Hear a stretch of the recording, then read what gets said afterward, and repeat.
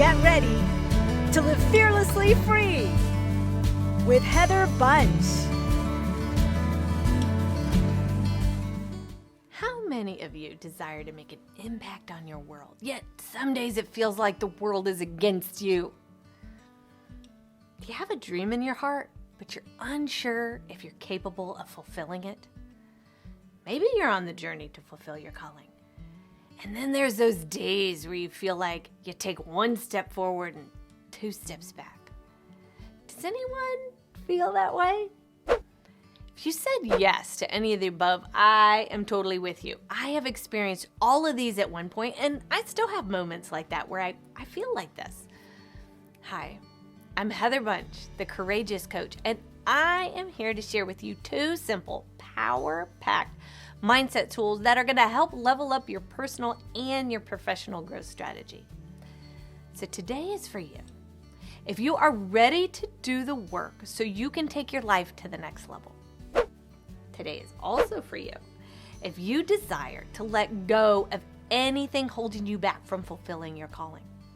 And today is definitely for you if you want to enjoy the journey we're on more. Now, God has a purpose for all of us, and He is our partner on this journey. What that means is we also get to play a part in making our dreams come true. And that's great news, because our Heavenly Father gave us an incredible asset so that we can do our part in this adventure. You want to know what it is? The most powerful asset that God gave us is our mind. Everything starts there. We think, we feel, we act, we become. Dr. Carolyn Leaf, in Cleaning Up Your Mental Mess, she says it this way. She says, we think, we feel, we choose. We get to choose what we focus on. And not only that, our mind actually controls our brain. And our brain controls our body. Dr. Carolyn Leaf, she talks about that in her book, Switch on Your Brain. So, your mind, it even gives you power over your body. Now that's power. So let me ask you, are you using that power to your advantage, or is it using you? A couple of years ago, I had a series of fainting episodes, and they stemmed from fear. I was stepping out into some brand new things, learning coaching, and I took fight, flight, and freeze. I took it to a whole other level. And I used this brain-body principle to overcome that fainting. And one day I'm going to share the full story with you. But what we choose to allow in our mind and what we choose to dwell on will impact our current mood, and it influences our future. We must intentionally and strategically set our minds up for success.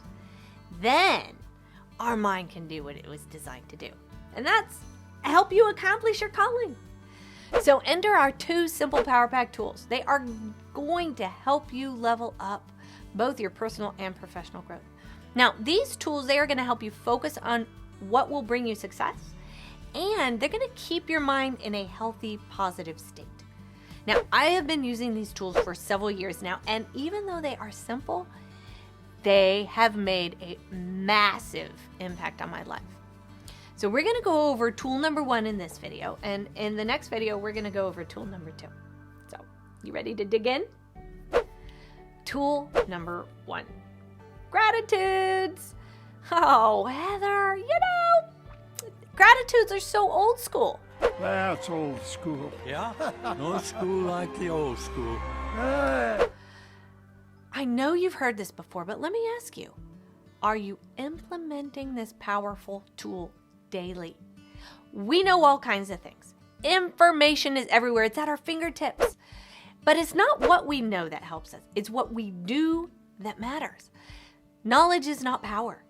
It's the knowledge you implement is power. And gratitudes are being thankful for our external circumstances, people, blessings all around us. And they help us look outside ourselves. And it helps us see the big and the small that we encounter every day. Now, Psalms 103, which Psalms is chock full of gratitudes, but it says, this is verse 1 and 2. Oh, give thanks to the Lord, for he is good. His mercy endures forever. Let the redeemed of the Lord say so. So, gratitudes help you focus your attention on what's going right instead of dwelling on what's going wrong. Now, there is always going to be some unlovely junk in our lives that we could choose to dwell on. But what good is that going to do us? If we allow our minds to sulk in that state of despair, Where am I? The pit of despair. Don't even think.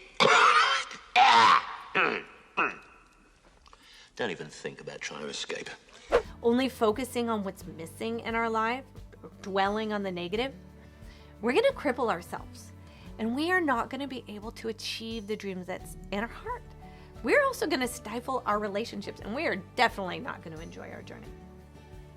That is a heavy price to pay for focusing on the wrong thing.